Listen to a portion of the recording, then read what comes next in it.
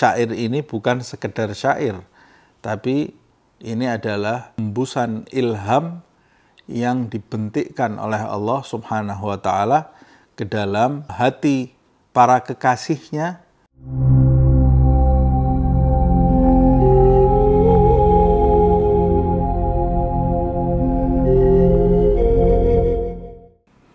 Bismillahirrahmanirrahim. Alhamdulillahirabbil alamin. Allahumma shalli wa sallim ala sayyidina Muhammad wa ala ali sayyidina Muhammad. Pelajaran yang bisa kita petik dari syair Al-Imam Abdullah ibn Alawi Al-Haddad, "Qad kafani ilmu Rabbi," yang sering kita dengar diulang-ulang.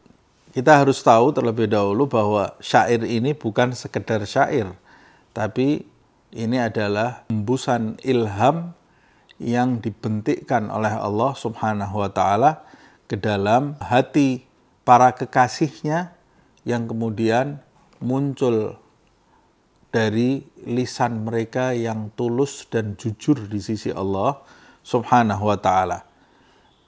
Syair-syair ini tentu saja adalah terjemahan dari firman Allah Subhanahu wa Ta'ala, terjemahan dari sabda Nabi Muhammad SAW. Syair-syair ini adalah penjelas, perinci apa yang terkandung dalam ayat-ayat Allah Subhanahu wa Ta'ala dan sabda Nabi Muhammad SAW.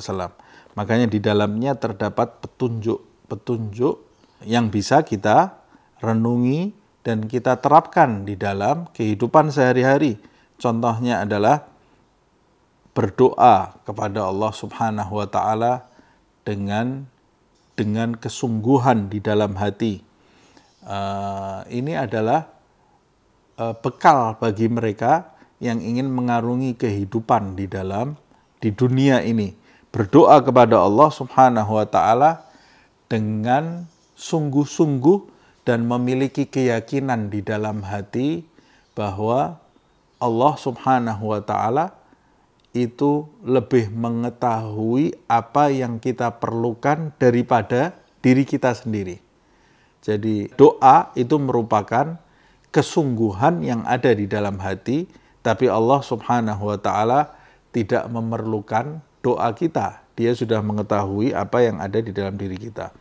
Jadi kita memerlukan doa, berdoa kepada Allah Subhanahu wa Ta'ala. Yang kedua adalah ikhtiar dalam mencapai kedudukan di sisi Allah Subhanahu wa Ta'ala.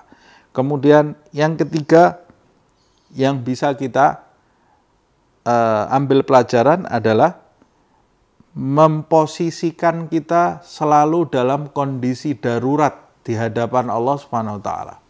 Sebab doa itu akan cepat terkabul ketika kita sudah berada di puncak ikhtiar dan tidak ada lagi yang bisa kita lakukan, hanya mengharapkan pertolongan Allah Subhanahu wa Ta'ala. Kalau kita selalu memposisikan diri kita dalam kondisi darurat ini, maka setiap apa yang kita minta akan diturunkan oleh Allah Subhanahu wa Ta'ala. Kemudian yang keempat, beristiqomah. Istiqomah selalu mengharap kepada Allah Subhanahu wa Ta'ala dan beriktikaf di lembah karunia Allah Subhanahu wa Ta'ala, artinya tidak berpaling dari Allah Subhanahu wa Ta'ala. Lalu selanjutnya adalah prasangka baik yang harus selalu didahulukan dalam perjalanan mendekat kepada Allah Subhanahu wa Ta'ala. Dan yang terakhir adalah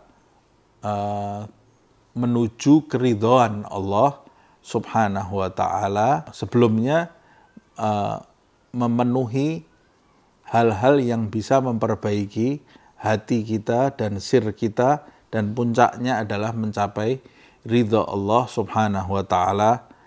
Alhasil dalam syair ini kita bisa banyak memetik pelajaran untuk mengarungi kehidupan ini di jalan yang benar dalam mencapai kedudukan di sisi Allah Subhanahu wa taala.